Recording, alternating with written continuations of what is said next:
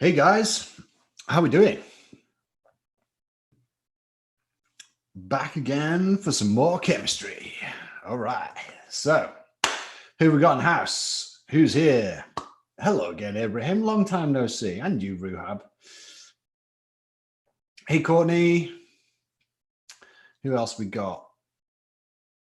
I know there's more of you out there. Oh, Ha123's favorite topic. Hello, Miss C. Back again. Hello, Nima.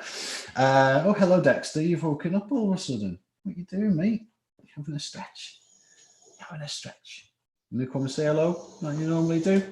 Come here then. Come and say hello. Oh, there we go. Hey, Dex.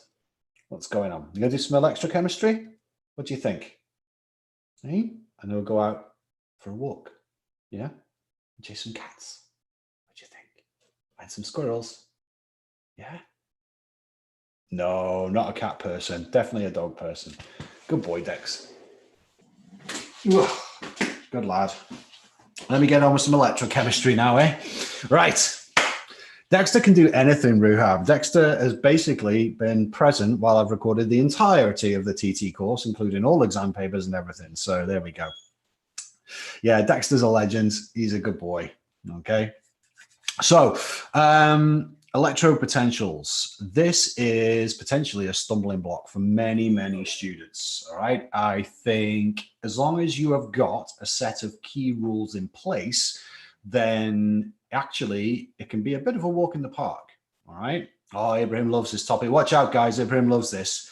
So I think let's start with the basics. Let's start with the fundamentals. Let's then move into the rules that you can follow to make sure that you get these right. Okay, because there's not a great deal that they can ask you about electrode potentials. I think sometimes it can get confusing with the half equations and so on and so forth. Like, you know, again, just like a good number of other topics in chemistry, I think there are some stock answers and some, you know, some basic principles that you can follow, and then you're going to get the answers to the questions right. Okay. So let's start with the she. Let's start with the she, shall we? So the she, what do I mean by the she, ladies and gentlemen?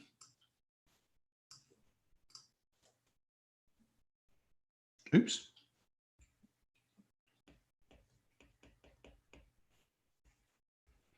Good, the standard hydrogen electrode. Now, the standard hydrogen electrode is what everything else is measured against, okay? So in terms of yet another rubbish analogy from Rich, let's say we had no way of measuring height, okay? Like literally, like feet and inches and meters and centimeters didn't exist, and we had no way of measuring height. But what we did have was a stick, all right? And that stick was that big, okay? So that stick is the measure to which everything else is measured against in terms of height, okay? Okay, Ibrahim. Okay, so that's it. Like carbon 12, absolutely, yeah. So it's just a point at which we can measure the electrode potentials of everything else. All right, so it's just our yardstick. All right, for want of a better term, that's an old term. All right, so standard hydrogen electrode. So what we've got is, didn't want green. What we've got is this. So we have got a beaker for argument's sake. And oops, let's say we've got this. And go back to here, just bear with. And there we go. And we've got this. Okay. So this is a loose drawing of our standard hydrogen electrode. Now, a number of different things that we need to point out here because standard conditions are massively important. So first of all, Give me one standard condition that we need to have in order for this to be reputable, in order for it to be reliable. So what are our standard conditions, ladies and gentlemen? Good. So in terms of gas pressure, it needs to be 100 kilopascals or 1 atmosphere, whichever way you want to think about it. In terms of temp, it needs to be 298 Kelvin. Good. And in terms of, yes, concentration. So concentration of any solutions needs to be 1 mole per decimeter cubed. Good. Okay, so those are our standard conditions for any half cell. And indeed, this is an example of a half cell. So what we've got in here, so in our standard hydrogen electrode, let's go with red for this. So what is, I mean, this is, of course, hydrogen, H2 gas. What's the solution?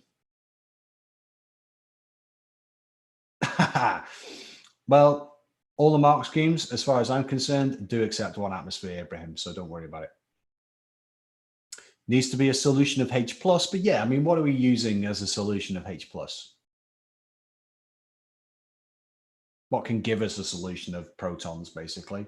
Yeah, good, HCl, okay? So this will be HCl, AQ, 1 molar, of course, you know, goes without saying that. So 1 molar HCl would actually do it. What if I could use H2SO4 if I wanted to, but what would be the concentration of H2SO4 that I would need to use? So 1 molar HCl, good guys, 0.5, because this 1 molar here, as far as the standard hydrogen electrode is concerned, it's all about the hydrogen ion concentration. So of course, with this being diprotic, a 0.5 molar H2SO4 solution is a 1 molar H plus solution. Okay, so good, we're on top of that. What about our electrode here? What's that made out of? I'm expecting the answer, yep. And the second thing I'm asking about that is why? Why are we using platinum? What's good about platinum to use? What's the point of it? Why platinum? Why not, I don't know, copper or carbon or something like that? Good. It's inert, which means it's unreactive. It's quite porous, which means the gas can infuse inside it. Okay, so the hydrogen gas and, of course, the solution. Okay, good, Ibrahim, as well. Electron transfer. Electron transfer. So it conducts electricity, basically, okay? Because it's a metal. Of course, we know the structure of metals. We've got lots of delocalized electrons in there. So it's able to allow the transfer of electrons very, very easily, okay? So yeah, it's conductive. So that's why we use platinum. And I've seen that question in the exam before. So what is the electrode potential for the hydrogen electrode? We should all know this value. Don't need to know any other values, but you need to know this one. Good, yeah, 0.00. The reason is that if you hook this half cell up with another half cell, i.e., if you hook this up to a standard hydrogen electrode, the thing which we compare everything to, then it's going to be exactly equal. Exactly equal. So there's going to be no potential difference there. So it's 0.00 volts, like no potential difference between the two. Okay. It's like comparing, I don't know, apples with apples. All right. So there's literally no difference between them. So this standard hydrogen electrode is a half cell, which we use to compare everything else against. But as we mentioned just before, these standard conditions are massively important. Any non-standard conditions will alter the results we get from the voltmeter. Okay, so let's set this up. Bear with. So let's set up our half cell again, like so, and we'll do another one. Oops.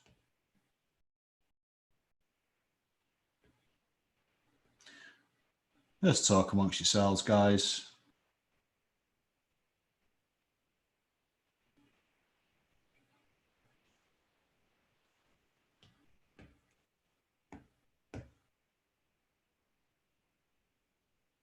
That's rubbish.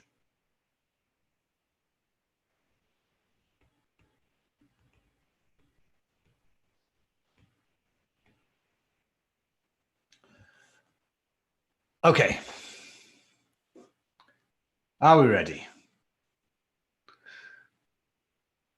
So we have got our standard hydrogen electrode on the left-hand side, and we've got another on the other side. So let's say this is a copper half cell. Okay, so it's a copper half cell. First question is, what is our electrode made out of? Well, our electrode is made out of copper. Okay, so that's solid copper electrode because we can. And our solution is Cu2 plus Aq at 1 mole per decimeter cubed. Okay, so that's what we're looking at here. So we need to use this then to find out what the standard electrode potential of copper is. So how do we go about, we need to link these in two ways. What's the first way these are linked? Let's go with that. Let's go with salt bridge first of all. I'm going to use this.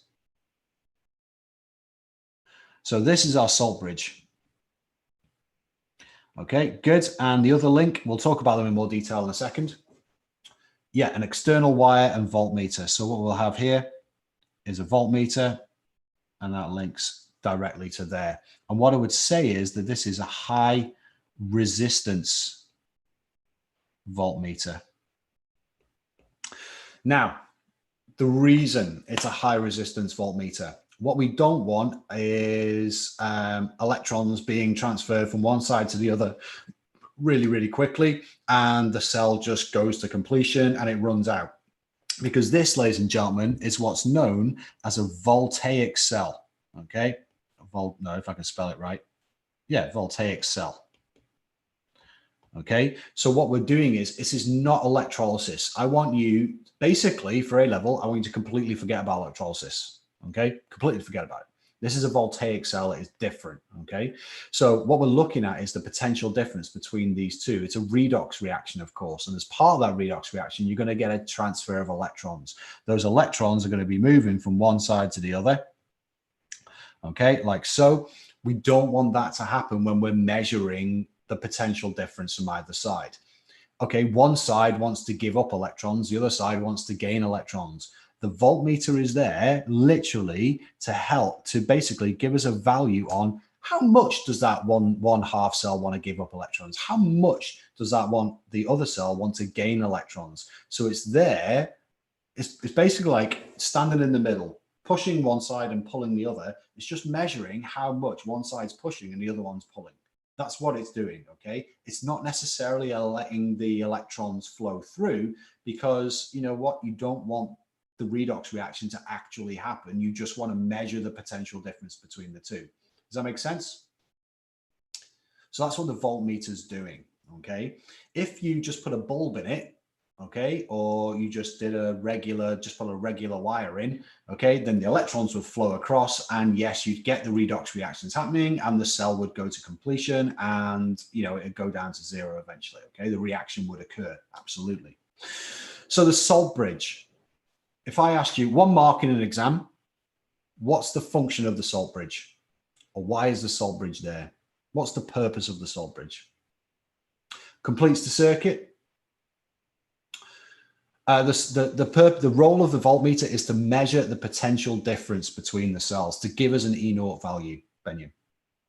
Completes the circuit, allows the flow of ions, kind of, doesn't allow electrons to move. I would go with this. Completes the circuit, or you could say it maintains electrochemical balance. Okay, maintains electrochemical balance. At no point do any electrons transfer through that salt bridge. Okay, I just want to make that really clear now. No electrons move through that salt bridge whatsoever, at all. Not a sausage, not one. Okay. Well, Ruhab, I'm going to tell you. So let's say, for example, that the electrons are traveling from left to right here. Okay, so they're going this way around like so. Okay. If this is just all this is electrons leaving the half cell on the left-hand side, what's going to happen to the left-hand side? If electrons keep leaving, what's going to happen to the charge on the left-hand side? EMF, E naught value, it means the same thing, Tristan, okay? So EMF and E naught value for the cell, same thing. It's going to end up positive. Yeah, absolutely, it's going to end up positive. So if we keep losing electrons, well, for every electron lost, it's going to gain a 1+ charge. It's going to get more and more and more and more positive. What about on the other side? The other side is going to get more and more and more and more negative, okay, with that movement of electrons going over there. There's no, you can't escape that. But what happens is that we have, let's say it's saturated salt bridge with KNO3. Of course, what we've got there are K+ and NO3- ions. Okay, so I've written them the wrong way around really, but the NO3- ions move over here to maintain the electrochemical balance. The K+ ions move over here to maintain this electrochemical balance. Okay, so potassium nitrate, they are basically pretty inert, to be honest with you. Okay, the nitrate's not going to react with anything in the oxidizing cell. The potassium is not going to react with anything or the potassium ions aren't going to react with anything in the reducing cell. So potassium nitrate is a very common salt to be using here. Okay, and I know what you're thinking. Eventually, it's going to run out. Yes, it can run out. The salt bridge can absolutely run out, but at which point ions would then start getting drawn across from one half cell to the other. Okay, so nothing really, Benyon. Okay, this is preloaded with a load of potassium ions and nitrate ions, and they are there, like I said, to maintain that electrochemical balance. So think of them as think of it as a stockpile of ions. Okay.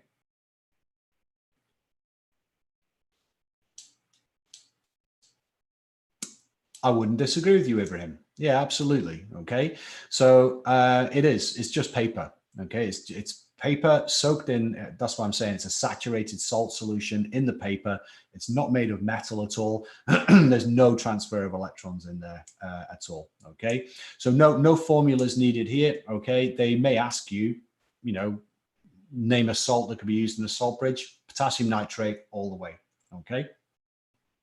So that's how this works. Okay. Now, when you've got a high resistance voltmeter in there, the saturated salt bridge, you got no danger of it ever running out because you're not getting this flow of electrons going across. The voltmeter's there just measuring it like, oh okay, it's about 2.7, something like that. Okay, so that it's not letting any electrons through, or at least not many. But the salt bridge isn't really called on, but it does still need to be there to complete the circuit. So why, if somebody asks me, what's my first answer? I would say to complete the circuit. Done. Okay. High resistance to prevent electrons from flowing. Absolutely, Tristan. Yeah. So high resistance means low current. Yeah. That's it. A little bit of physics, but the extent of my physics knowledge there. So yeah, that's what's going on, guys. Okay. So that's how all this works. Now, let's talk about if we have got a half cell. Oh, took a small nap, Edith. Doesn't matter. You can watch this back. Okay, you can watch this back. We're just talking about setting up cells and stuff like that. Okay. So what about if we had a cell whereby we had two aqueous ions, and we're looking at the change between Fe2 plus and Fe3 plus. Okay. So if we've got this half cell, okay, and we're looking at the change between, Fe2 plus, Fe3 plus an electron to Fe2 plus, then how do we set that half cell up?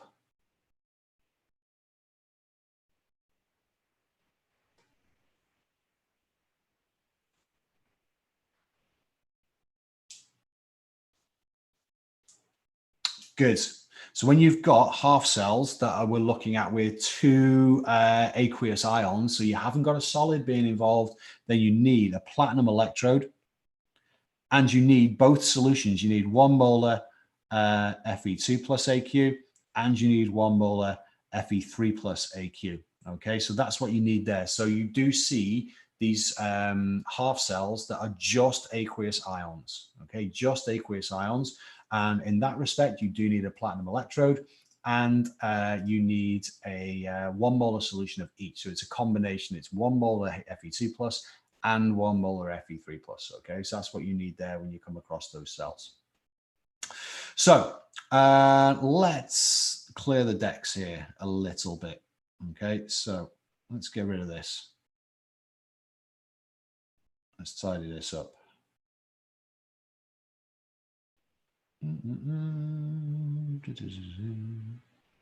Again, talk amongst yourselves and just setting up the next bit.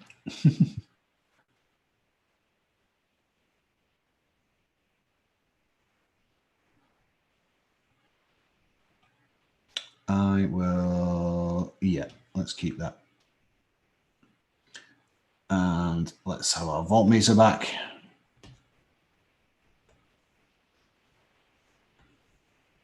Like so. And salt bridge back again. Okay, so again, we've got our She. Here, let's go, well, let's go copper again.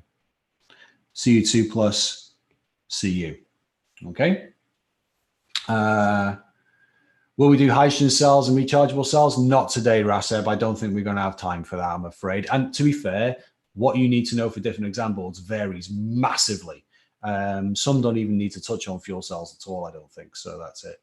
Okay. You leave Edith alone. She can have a nap if she wants. I was thinking about having one at lunchtime today, but there we go. Right. So from the content guide, ladies and gentlemen, where's my subscribers at? What kind of acronym do I use to remember what's going on in each half cell? What's my acronym? 4 letters, which make a word. Anybody remember? Yeah, the second one's not so good, is it, Ha? Lone. Yeah, lone is the one I remember. Okay, so we go L-O-A-N. Okay, now what does that stand for, ladies and gentlemen? Well, it stands for this. The left-hand side, okay, is where oxidation occurs. It's known as the anode, and it is the negative half cell. Okay, the negative half cell, or the most negative, shall we say? Okay, no, it's the negative electrode. My bad. Okay, so on the left-hand side, oxidation occurs. It's known as the anode, and it's the negative electrode. Okay, negative electrode. It's all right. You've just woken up, Edith. You'll be fine. Okay. Yeah. Okay. Rope is another one. Yeah, lone and rope on the right-hand side, I suppose. But yeah, I'm using like sort of similar things. But lone is the one for the left, rope is the one for the right, whichever you want to remember it. Okay. It can link to fissibility, absolutely. We'll talk about that for sure. Okay. So the left, oxidation, anode, negative. So here, if oxidation is taking place, what we've got is H plus, 2H plus 2 electrons is going to H2, okay? So which way round is this occurring? Well, it's actually occurring in oxidation is loss of electrons, so we're going from H2 to there, okay? So that's that. We're not revising, Ahmed. We're just staying in touch with our studies because you know what? I think, I'm going to say this very quickly, if you do nothing between now and results day, which is in July now for you guys, and you're not happy with that, and you then decide to do an exam in September, you've got 4 weeks to do it. So that's it. So that's what's happening over here. On the right-hand side, of course, we have got the opposite happening. So on the right-hand side, in fact, I'll do it a little bit further over. So on the right-hand side, we've got reduction occurring. It's the cathode and it is the positive, okay?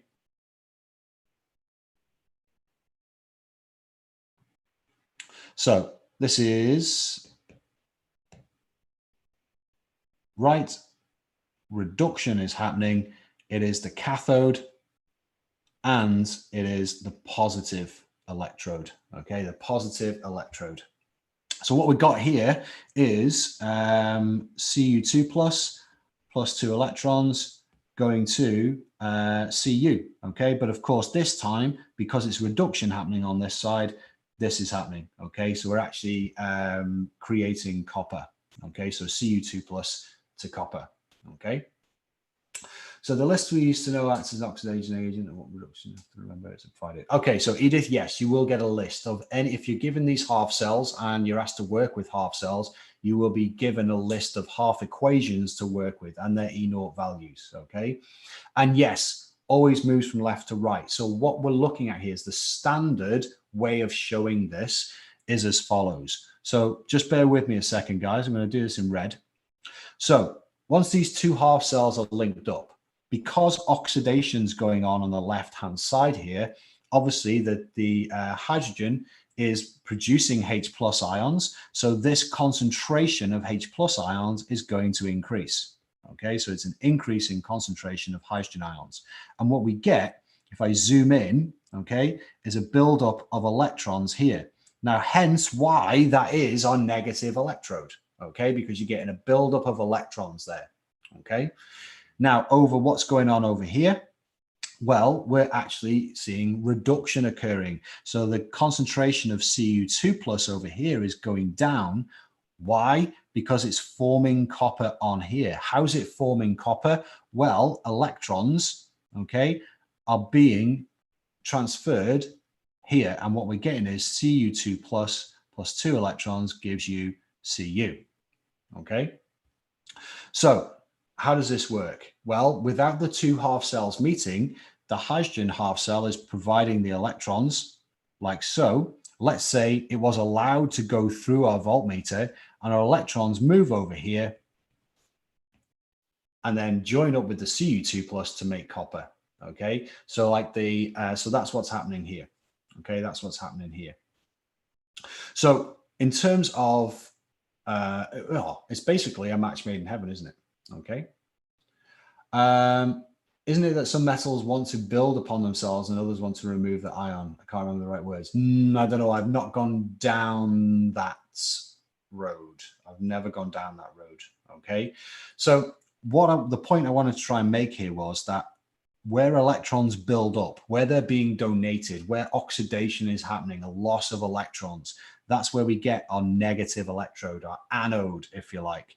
And then here is where electrons are required. This is our positive electrode, okay, where electrons are required, electrons are drawn to. So you can imagine now this massive buildup of electrons because oxidation wants to occur here, and we get a huge load of electrons putting pressure on our voltmeter one side and then a huge draw from the other. And that's potential difference, okay, it's like water flowing down a slide, okay? So the voltmeter's in the middle, stopping the flow one end, and there's a flow wanting to occur the other side. So that's what it is, potential difference. The bigger the potential difference, the bigger the reading we're going to get on our voltmeter, okay? So that's what's going on. And I think it's really important to understand that how this works, okay, and have this visualization of how this works in as a whole, okay. So I think, again, really, really important, okay. So why does H plus rise? Well, during this equation, because this is being oxidized on this side, oxidation is happening on this side, H2 is being turned into H plus and 2 electrons. The electrons make their way around the circuit, leaving producing lots more H plus ions. The volume hasn't changed, so the concentration of H plus is increasing because we're producing more of it. And on the right-hand side, because Cu2 plus is being turned into solid copper, which builds up around the electrode here, solid copper, that means the concentration of Cu2 plus is going down, okay? Katie, I'm glad you think so. I'm really pleased, okay? So isn't H plus used to compare it against itself as it's been set as 0? Yes, absolutely, Edith. We were mentioning that whilst you were having a little bit of sleepy time. Yeah, so we were saying that how the hydrogen half cell, the standard hydrogen electrode, is used to kind of reference everything else too. Okay, good. I'm glad, Benyon. Thank you very much. I'm sorry, Edith. I'm having a little dig there. I'm just joshing with you. A little bit of sleepy time. Nothing wrong with that. Excuse me, I'm losing my voice. Okay. So, right, what else can I tell you that's really important? What about this? In fact, you know what? I don't have a list in front of me. That's terrible, isn't it? Let me just bring one up. Boom. There's a good table. We'll have you. Thank you very much. Okay. So let's say I'm going to pick 3 on a list. No, I'm not. Yes, I am. No, I'm not. I'm going to choose this list. Yeah, this looks a bit better. Okay, so what we've got.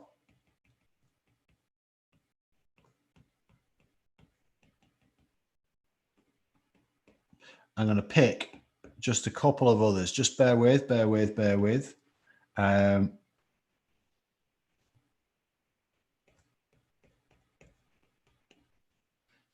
that is minus 0.13. And I'm going to do Na plus an electron goes to Na, and that is minus 2.71. And down here, I'm going to do, just because we've been talking about it, C2 plus, Cu, and that is 0.16. And then I'm going to do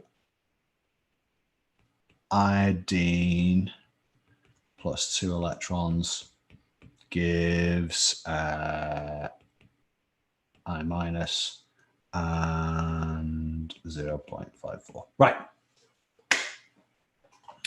Oh, yeah, we do. Right. So in any question worth its salt, then you are going to get a table, if you like, of electrode potentials. And they could ask you lots of different questions about these electrode potentials. So first one is, let's say, if they ask you, would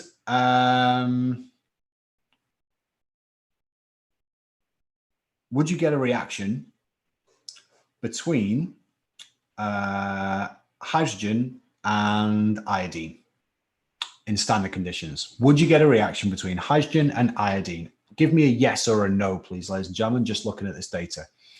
Would you get a reaction between hydrogen and iodine?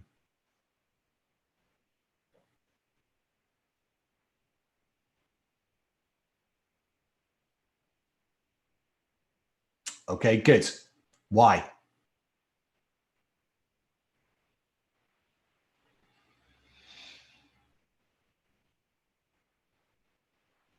Good, because we're going to get a positive EMF. Good, okay. So what we're looking at here, if I use green, is we're focusing on these two. Okay, now the way I see it, okay, the anti-clockwise rule, essentially, you're right.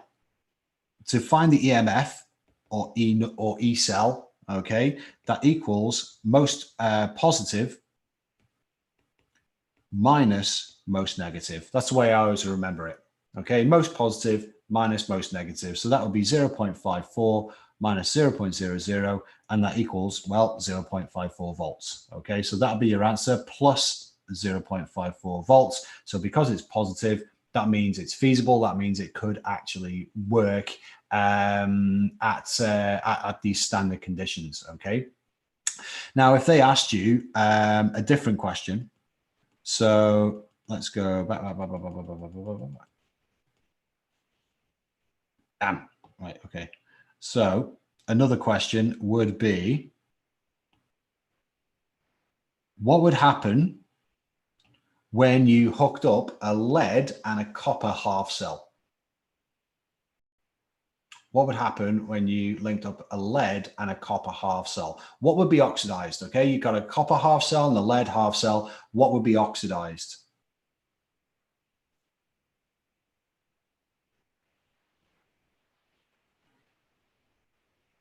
Yeah, you can have the She on the She is the exception to the rule. Okay, we'll talk about that in a sec. So Cu2 would be oxidized. Lead would be oxidized, somebody's saying. Lead would be oxidized. Okay. The rule here is the anti-clockwise rule. Okay. So as long as you've got your two half cells like this and like this, as long as you've got the most negative on top, okay, and it's the way they should always present the data, with the most negative on top. And you know what? Sometimes they don't do it just to mess you up, but the most negative should be on top. Now, if you've got the most negative on top, you can rely on what's called, or the anti-clockwise rule. So we're starting here, okay, and it's going anti-clockwise from right to left. This one down here is going from left to right. Okay, so that's what would happen in your two half cells. Okay, so the lead would be oxidized and the copper would be reduced. Okay, so the lead would be oxidized and the copper would be reduced. All right, so this anti-clockwise rule is actually quite useful. Okay, so as long as you've got the most negative on top, the most positive on the bottom, and you've got this anti-clockwise rule, it is absolutely foolproof. Absolutely foolproof. Okay. Another way of thinking about it is that the most negative half cell, okay, is the one that's oxidized. That's another way of thinking about it. Whichever one's the most negative, that's the one that gets oxidized, and the most positive one is reduced. Okay, so that's what's happening here. How do you know what element oxidizes? Well, that's what I was just saying, Mariana, okay, is that if you've got a list, they've got a table like this, all you need to do is pick the two that you need, okay, and you say, right, well, the top one, the most negative on top, that gets oxidized, okay? The one that's most positive, E0 value, that gets reduced, okay? So that's it. That's all it is. Another way of thinking about it, the most negative one gets oxidized, okay? And this would be put on the left-hand side. This is your lone going on here, okay? It's the left-hand half cell. It's being oxidized. It's the anode. It's the negative electrode. The lead, in this case, would be your negative electrode. So it's linking all these things together, okay? It's the most negative. It gets oxidized. That means you put it on the left-hand side in terms of drawing your two half cells. That's where the anode is. That's the negative electrode. That's the one that's going on there. Okay. And then the most positive is obviously reduced, and you got the opposite as true. Okay. So how do you remember RRCP? Well, the thing is, once you've remembered one half, the exact opposite is true for the others, right? So just remember lone and you'll be absolutely fine. Okay. You'll be absolutely fine. Now, in terms of some more complex ones, in terms of half cells, should we talk about this?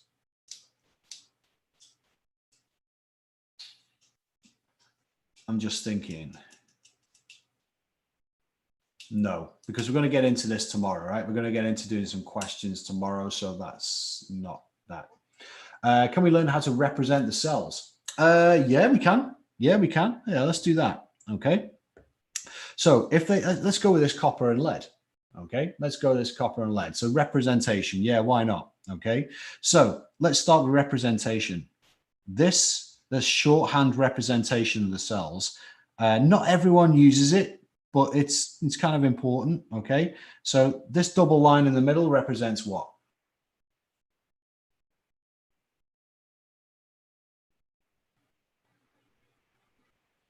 Good. Salt bridge. Bang on. Okay, so the salt bridge is represented in the middle in this cell that we're creating. Now, of course, our copper is being reduced. It's on the right-hand side, double R. Okay. So what's actually happening here is our Cu2 plus is being turned into Cu. Now, what we show is what's actually happening with this going from left to right. We show what's happening in the cell. So what I would do here is I would write Cu2 plus Aq, draw a line, and then Cu solid. Okay. Yeah, I think I can't remember off the top of my head which specs it's in. Okay, so on the left-hand side here, we've got PB turning into PB2 plus. So what I'd write is PB solid line PB2 plus AQ, and that would be the shorthand representation of that cell. Okay, that would be the shorthand representation of that cell. Now, the way I remember to do this, okay, is again, on the left-hand side, it's my oxidizing half cell. Now, the other thing I would mention here is that PB is getting turned into PB2 plus. Cu2 plus is getting turned into Cu. Okay, so that's how I know what order to put them in, Agil. Okay. So what if the she was there and a platinum electrode? Okay, let's talk about that. So if a she was there and it was a platinum electrode, Robert, let's get rid of this. If the she was there, so you've got your half cell there, let's say it was copper, Cu2 plus AQ and Cu solid, okay? What you'd write here is, where does it go? I think it goes first, doesn't it? So I think you do platinum solid, H2 gas, and then H plus AQ, and that would be it. Okay. So I'm pretty sure your platinum electrode that's done first, or maybe it's between the two. Or is it between the two? Oh, I can't remember. I've done this for a while. Is it between the two?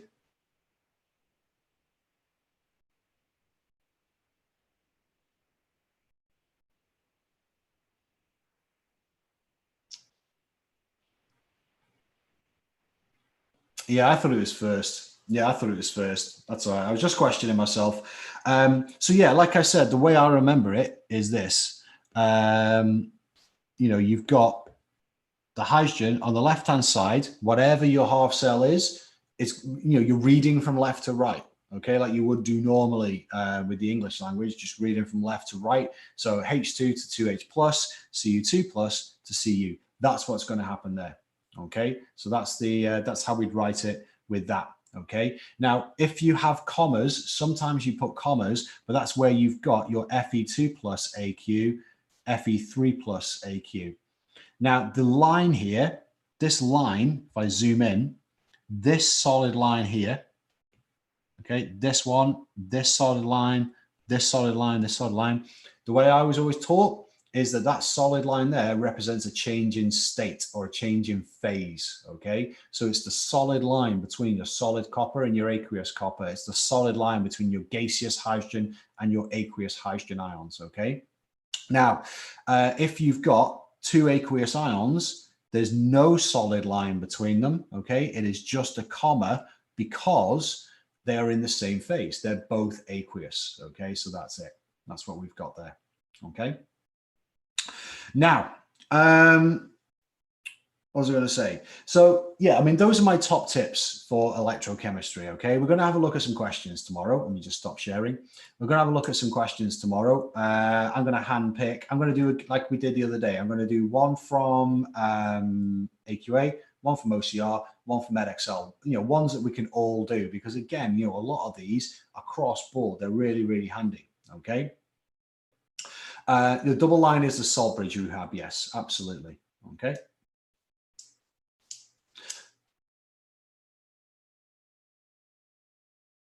Well, it depends, Baked Team. If you're asked to do one for including the standard hydrogen electrode, then you include it, don't you? You draw. That's what you draw. But if they ask you to do a zinc and copper one, then you draw zinc and copper ones, if you know what I mean. But I think the best way to do this is actually doing some questions. So we'll do that tomorrow, guys. Okay. Are the live classes open on the content guide? Yes, I will make sure I do that. Okay, I'll make sure I do that. So we are having a change of tact after the end of this week. Our live classes are no longer going to be on YouTube. We're going to have them just from within the exambulance. My brain's not working today. I can't find the words. Can I make the exam guide free for a day? I don't think we can, mate. It doesn't work like that, unfortunately.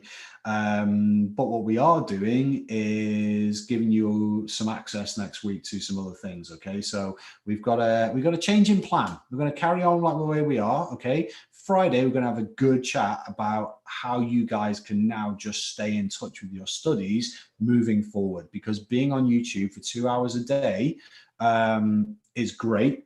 Okay, and doing live lessons for 2 hours a day is wonderful, and I love it.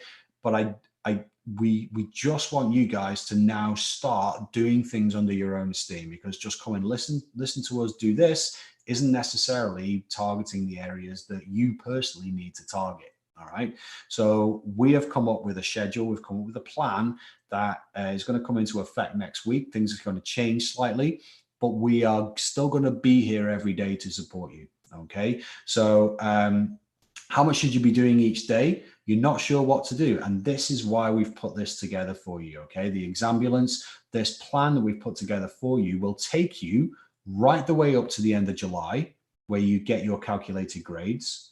All right, it will take you right the way up to the end of July with your calculated grades. Now, at that point, you need to make some decisions, don't you, on whether you're going to want to do the exam for a particular subject or not. At that point, we're going to change tact. And for anybody that wants to resit the exam, or needs to, not say resit, for anybody that wants to do the exam, for whatever reason, we're going to put something else in place. So what we're going to do is we're going to keep you in touch with your studies. We're going to keep here motivating you, staying in touch, doing bits and pieces with you right the way through July, until you get your results. And at that point, then we can have a sit down, we can have a serious conversation. Should I be doing the exam? Do I need to do the exam? And if you are doing the exam, that's when we'll help you out. Okay. So, well, yes, absolutely. So yeah, what are we doing for the next 2 weeks? Don't worry, all will be revealed on Friday. It is going to change from the schedule that you've seen in the Exambulance so far. So that's what we're doing, okay? So there are still going to be, I'm still going to be live every day. Rich is going to be live every day. Ronnie's going to be live every day. We're not going to let you down in that respect, but it's all going to be through the Exambulance, not on YouTube, because you know what? You've got to be in it to win it, right? So I'm going to go because I've got another 2 hours of meetings coming up, but thank you very much for coming. I'm going to line up some questions for us on electrode potentials tomorrow. And then on Friday, I'm going to talk you through exactly what it is that you guys are going to be doing over the next few months. You're going to be on this journey with us. We're going to help you out. We're going to keep you in touch with your studies. We're not going to be doing anything crazy like 6 hours a day or anything like that. We know you guys have been through the mill recently, but you just want to be doing enough to keep your head above water and making sure you're doing enough to keep going. Okay, so that's what we're here for. Okay, so I will speak to you guys tomorrow, and then we'll have a proper conversation about what's happening next week on Friday. All right, take it easy.